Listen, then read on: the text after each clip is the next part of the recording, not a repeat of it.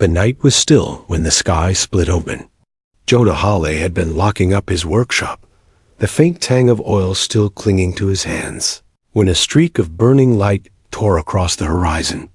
It was too low, too fast, trailing shards of molten debris like sparks from an untamed forge. For a moment, the quiet countryside was bathed in a fierce orange glow. Then came the sound, deep and bone-shaking, rolling over the hills, until the ground beneath his boots trembled. It vanished behind the ridge near the old quarry. A moment later, the impact boomed, followed by the low, hungry roar of fire. Somewhere out there, something had come down hard. Jonah didn't hesitate. He yanked the med kit from the wall hook, grabbed his flashlight, and slipped into the night. From the porch behind him, old Mr. Yorn's voice bellowed, "Holly, wait for the militia. Could be raiders." But Jonah was already jogging down the dirt path, the beam of his light bouncing ahead. He'd seen wrecks before, sky freighters that missed their ports, mining craft that came apart over the desert, but this felt different. Urgent. The quarry loomed, its black lip cutting into the starlit sky. Smoke curled upward in thick, oily plumes carrying the sharp stink of scorched metal. Jonah's boots slid on loose gravel as he descended, his breath turning to steam in the cool air. The crash site was a half-collapsed crater. At its center lay a small shuttle, its hull cracked open like an egg, molten edges glowing faintly in the dark.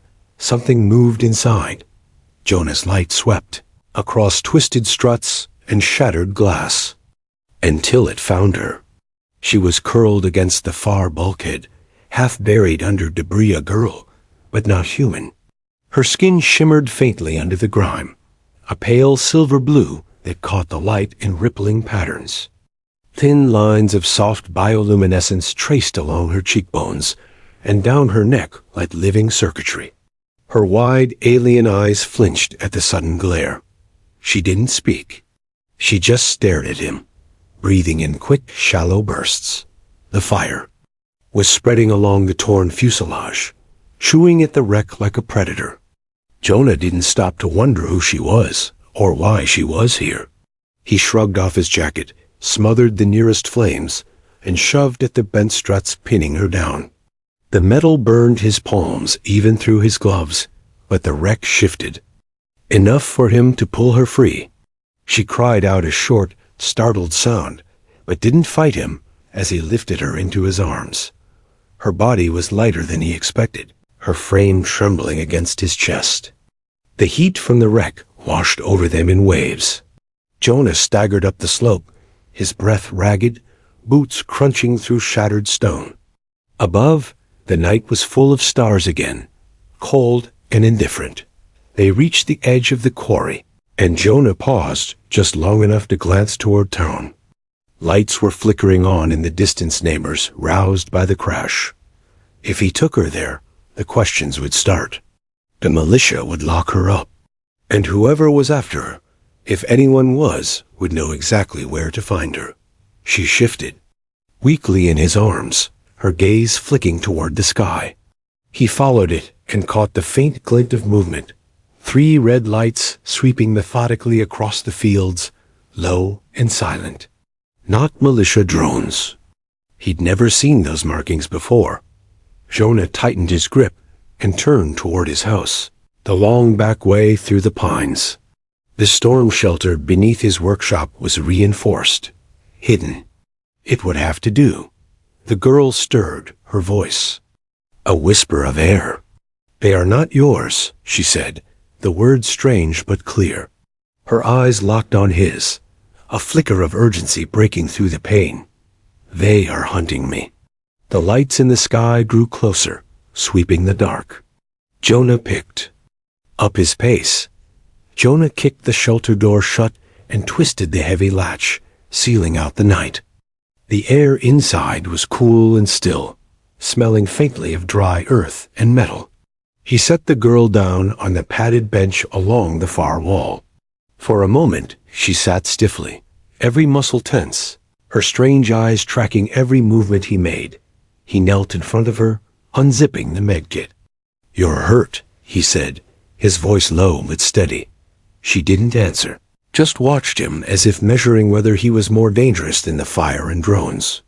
When he reached for her arm, she flinched, the faint glow along her skin brightening, pulsing like a warning signal. "Easy," Jonah murmured, hands open to show he meant no harm. "I'm not here to hurt you." Slowly, she allowed him to roll up the torn fabric of her sleeve. The wound beneath made him catch his breath. It was a long gash, edges singed as if cut by something hotter than steel. Her blood wasn't red, but a soft, pearlescent blue, and when it welled up, it shimmered faintly in the dim light. Jonah cleaned it with steady hands, ignoring the heat radiating from her skin. The antiseptic hissed faintly as it touched the wound, and she winced, but didn't pull away. He wrapped the arm with clean gauze, the glow beneath it dimming slightly. "What's your name?" he asked, taping the bandage in place. A long pause. Then quietly, Arylan. The syllables had a lyrical cadence, like water over stone. "Ari," he repeated. "I'm Jonah." She blinked at him, as though filing the name away. "You should not have brought me here," she said, her voice little more than a whisper. "They will follow the trail. They will not stop." Jonah zipped the med kit shut and sat back. "Then we make it harder for them." Her brow furrowed. "Why? You don't know me." He met her gaze evenly. "Don't have to. Someone needed help. That's enough." Ari's eyes softened, just a flicker, but then she looked away, shame shadowing her features. "I bring danger to anyone near me." Jonah stood and moved to a cabinet, pulling out an old duffel bag. "Danger's part of living out here, but I've got some tricks." From the bag, he took out strips of scorched clothing, a handful of small heat packs, and a pair of old boots a size too large. "We'll leave false trails, burned cloth to fake injuries, footprints leading away from here. And I'll plant these heat packs in the hills, let their scanners chase ghosts." Ari tilted her head, watching him work. "You think like prey," she murmured. "Preys lived longer than a lot of predators." Jonah replied, slipping on his jacket. He handed her a bottle of water. She stared at it, then took a slow sip, the corners of her mouth twitching upward, as if the taste surprised her. "Sweet," she said softly, almost to herself. Jonah glanced toward the ceiling. The faint hum was back closer now. Drones sweeping lower, their search pattern tightening. He met Ari's eyes. "We'll stay here until they pass.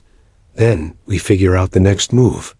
Her gaze was steady now, but her voice held that same urgency as before. "Jonah, if they find us, they won't just take me. They'll kill you." The hum grew louder, a sharp whine slicing through the night above. Dust sifted from the beams overhead. Jonah took a slow breath, resting one hand on the shotgun leaning against the wall. "Then let's make sure they don't find us." Somewhere above, metal feet crunched on gravel. The sound above was deliberate measured steps, followed by the faint whir of servomotors adjusting weight. Jonah's grip tightened on the shotgun. Ari's eyes darted to the ceiling, her luminous lines pulsing in sync with her quickened breath. The shelter had no windows, no way to see what was outside, only the muffled impressions of movement filtering through the thick earth and steel. Jonah moved to the far corner, knelt by a narrow panel in the floor, and began working at the bolts with a silent wrench. Ari tilted her head. "What are you doing?" "Getting us out," Jonah said. "Storm tunnels run under this whole property. We follow them west. We'll come out by the pines." She slid from the bench to kneel beside him, her fingers brushing his as she steadied the panel. Even through the tension, Jonah noticed the faint warmth of her skin.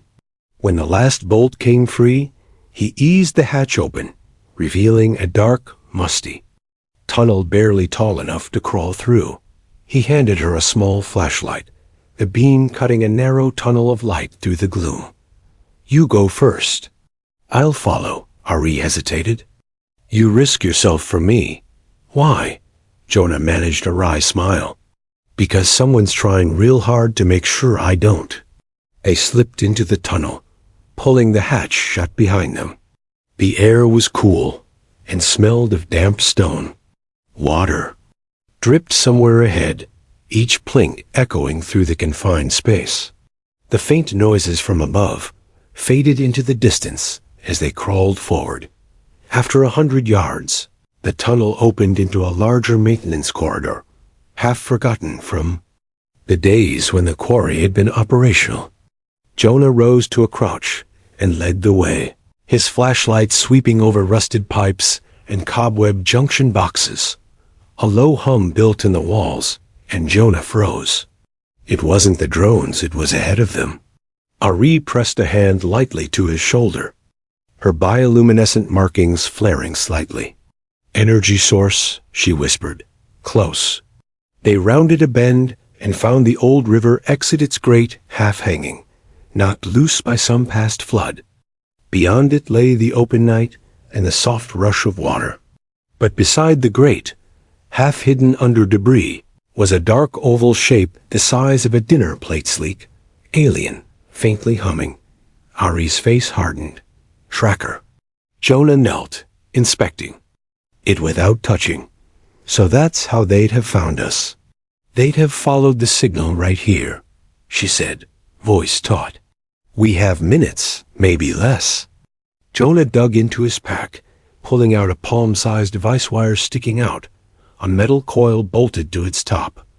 EMP snare. Not pretty, but it works. He set it next to the tracker, twisted a dial, and stepped back. A quick pulse lit the tunnel. With a blue flash, the tracker sparked, hissed, and went dark. Ari stared at him. "You build weapons?" "Tools," Jonah said, prying the damaged tracker loose and tossing it into the river. "Tools keep you alive." They emerged into the pines, the air damp with the scent of needles and soil. The river hissed past in the dark. Above the tree line, searchlights swept, crisscrossing the sky like restless predators. "Where now?" Ari asked. "Workshop by the river," Jonah said. "It's hidden, stocked with supplies. We can plan from there." They moved quickly under the cover of trees, Jonah scanning for movement. When they reached the corrugated metal shape of his old workshop, Jonah paused. Something was wrong. Fresh footprints circled the building. Not militia. Not drones. Boots. Large, deliberate. A shadow peeled itself from the tree line, a man in scavenger armor, visor reflecting the faint moonlight. A grin in his voice as he said, "Nice night for a walk. Hand her over, and maybe you get to keep breathing." Ari's glow brightened to a warning pulse. Jonah didn't move, his fingers brushing the small EMP charge in his pocket. The bounty runner tilted his head.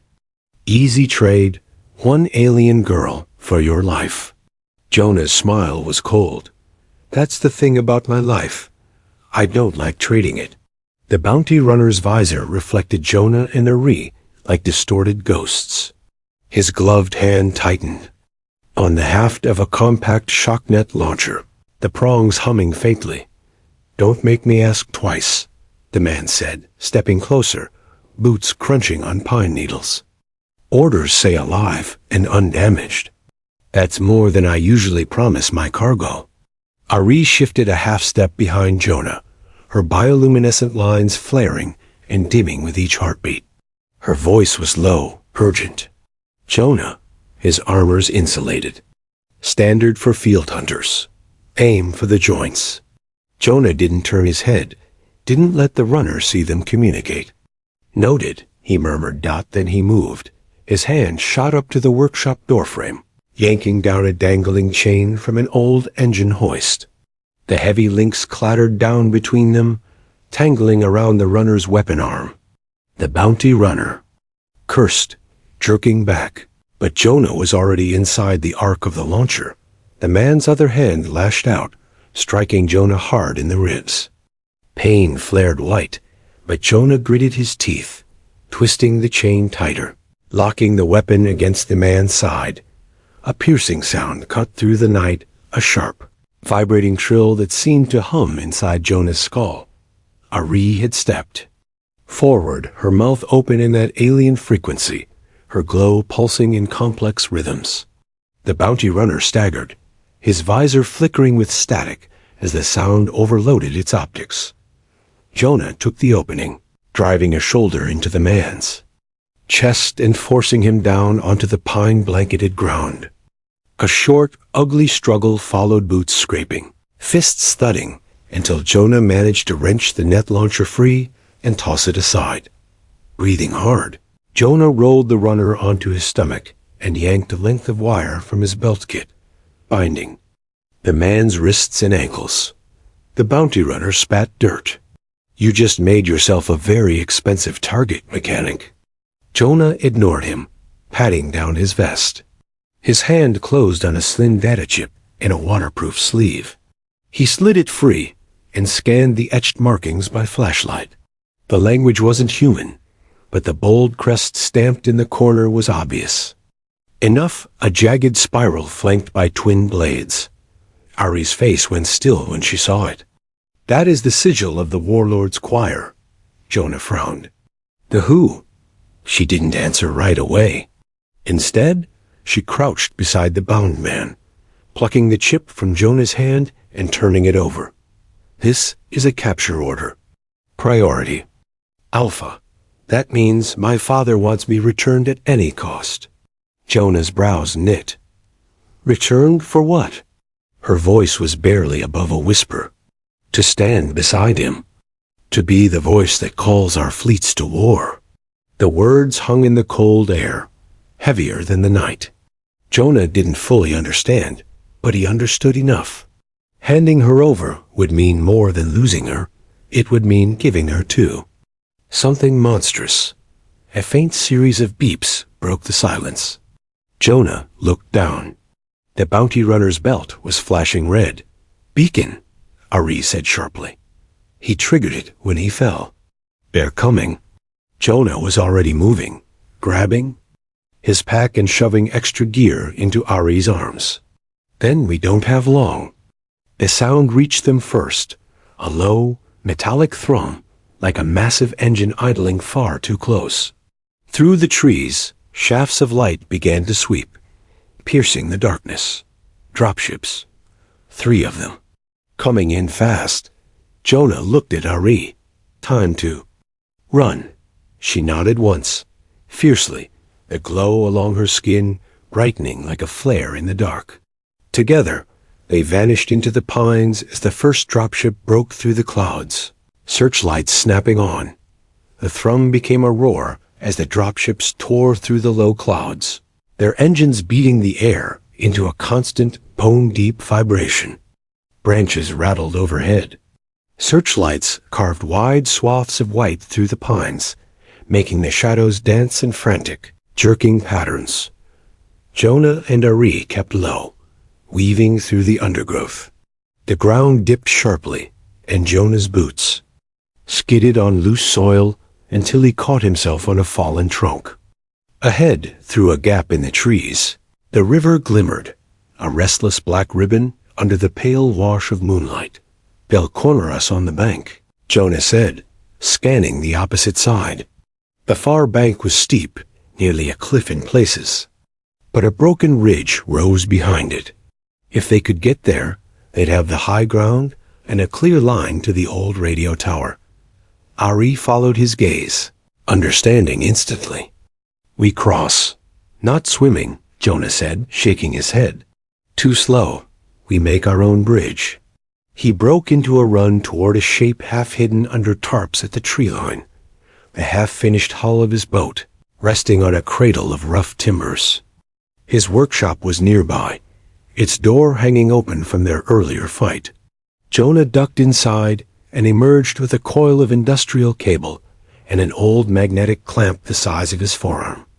Ari's brow furrowed. "You keep that here for rainy day," Jonah cut in, already lashing one end of the cable to a brace on the boat's bow. "Guess tonight's a storm." With Ari's help, they dragged the boat down the short slope to the bank. Jonah slung the magnetic clamp over his shoulder, took 3 careful steps back, and hurled it across the water. It landed on the far ridge wall with a satisfying clang, locking to the granite. Ari crouched by the anchor point, pressing her palm flat to the ground. The glow along her arms deepened, pulsing into the cable itself. Jonah felt the faint vibration through the hull as the line stiffened, not just anchored, but resonating, humming with a low, steady frequency.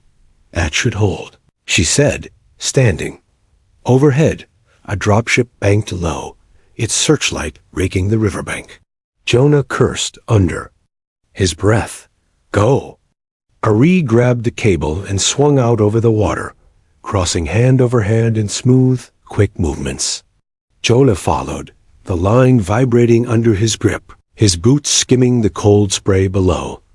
Halfway across, a sharp crack split the air.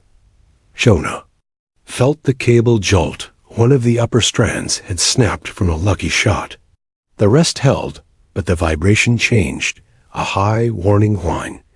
He lost his footing, the river surging below. His grip slipped. Ari's hand shot back, catching his wrist with inhuman strength. She pulled him up, her eyes locking onto his, fierce and bright in the moonlight. "Don't let go," she said, her voice as steady as her grip. They reached the far side, just as the dropship's spotlight swept over the empty bank they'd left behind. Jonah yanked the cable loose and let it fall into the water, severing. There trailed out above them. The jagged shape of the ridge rose against the stars. Perched at its summit, the old radio tower stood dark and skeletal. "Top of that ridge," Jonah said, chest heaving. "We send your message. Get you some help." Ari's gaze stayed on the tower for a moment, then flicked back toward the tree line they'd just escaped.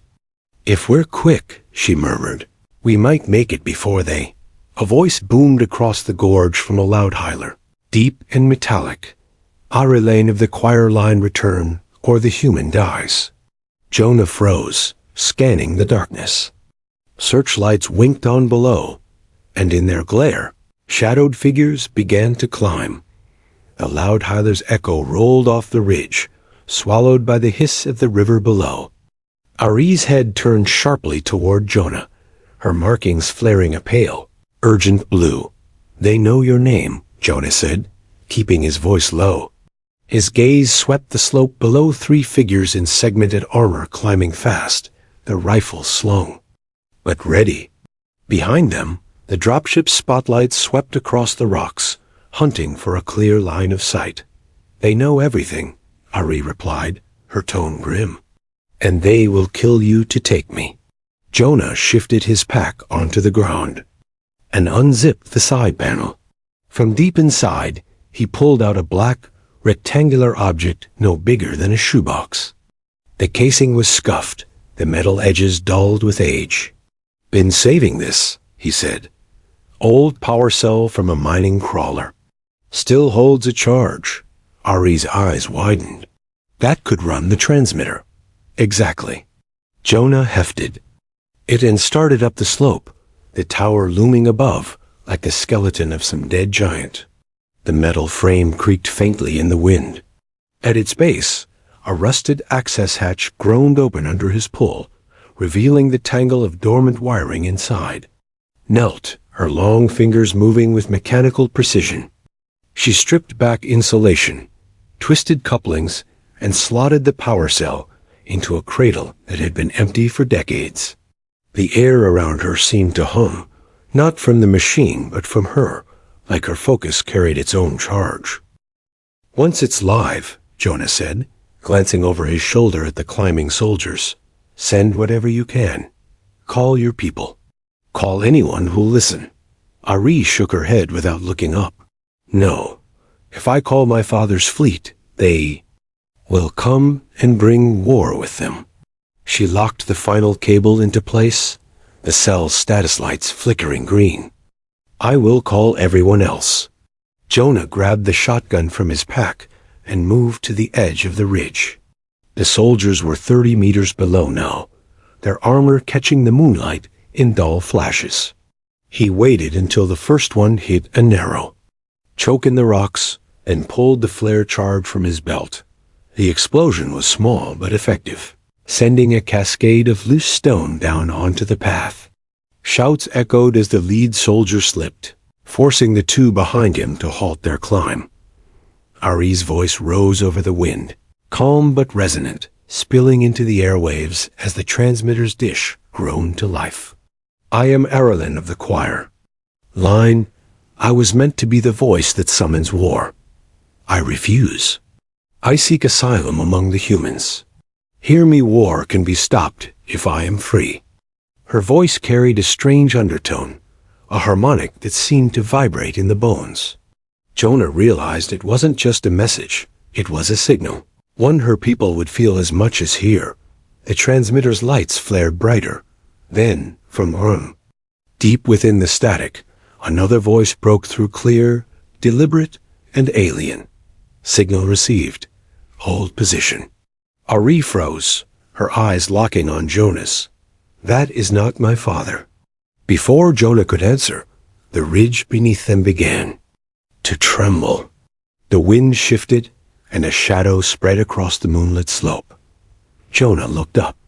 Above the ridge's crest, blocking half the sky, a ship emerged from the thin cloud cover, sleek black, and far larger than the dropships below. It made no sound. The silence was the worst part. No engine roar, no mechanical whine, just a weight. In the air, a pressure that made Jonah's ears ring and the fine hairs on his arms stand on end. The black ship hung over the ridge like a fragment of night torn loose, its hull drinking in the moonlight. A shimmer pulsed beneath it, and a column of soft, gold-white energy descended, surrounding Jonah and Ari in a warm glow. The climbing soldiers froze mid-step, rifles lowering as if an unseen hand pressed them down. A voice came, not from the loudhailer, not from any speaker Jonah could see, but from everywhere at once, deep, calm, and carrying a cadence that seemed to resonate in Ari's very bones. Aralyn, your safety is affirmed. Jonah turned to Ari, catching the flicker of shock across her face. Air? He asked, but the word felt strange in his mouth. The glow coalesced into a tall, shimmering figure projected onto the rocky ground between them. An elder, his features bearing the same delicate patterns of light as Ari, though worn and faded like ancient stone. Upon his brow rested a circlet etched with the jagged, spiral crest Jonah had seen on the bounty runner's data chip. The elder's eyes lingered on Ari, soft with recognition. Daughter, your beacon activated the moment the human touched you. Jonah's mind flicked back to that first night, the crash, the heat, his hands lifting wreckage from her body. You're saying I set this off? The elder inclined his head. The bond protocol is ancient, woven into the lifeblood of our line. Skin to skin, in an act of rescue, it marks the protector as a fixed point in our navigation. Your presence calls us across the void, wherever you go. Ari stepped forward, her glow brightening, though her voice was tight. You're telling me, by saving me, Jonah has made Earth a target. Yes, the elder said simply. Through him we can always find you. And where you are, the choir's gates will open, fleets will come. Invasion corridors will anchor to your coordinates. The truth struck like a physical blow. Jonah felt the ridge tilt beneath him, though it was only the weight of what he'd heard. He'd thought saving her meant saving one life. Now it seemed he'd risked a planet. Ari's gaze flicked to Jonah, then back to the elder. Then close the corridors. End the signal. The elder's tone softened, but there was finality in it. The bond cannot be erased, only altered. His eyes narrowed slightly. If you remain bound to the human, The war cannot begin. Your voice is required to call it. But your father will come himself to sever that bond. The ship above shifted, the gold-white light dimming. The soldiers below began to retreat, their orders clear. Ares stepped close to Jonah, her voice a whisper only he could hear. This changes everything. Jonah's answer was quiet, but certain. Then we face it, together. She took his hand in both of hers, a simple gesture that felt heavier than the ship overhead. Above them, high in the night sky, a crimson mark flared into being visible even through the haze of cloud. Ari's breath caught. The warlord has been summoned. Jonah stared upward, the mark burning like a brand across the stars. And for the first time, since the night of the crash, he understood just how far this would go. The quiet ship withdrew into the darkness. The reach was empty again. But the sky? The sky had changed.